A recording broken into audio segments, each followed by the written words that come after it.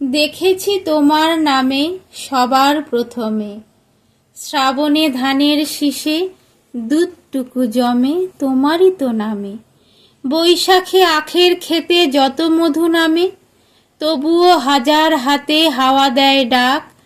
কোথায় মাটির স্বপ্নে শিলীভূত 25শে বৈশাখ, কোথায় আকাশে বাজে সোনার শরৎ, 25শে বৈশাখী ভোর গোলে হয় গিনি সোনারত।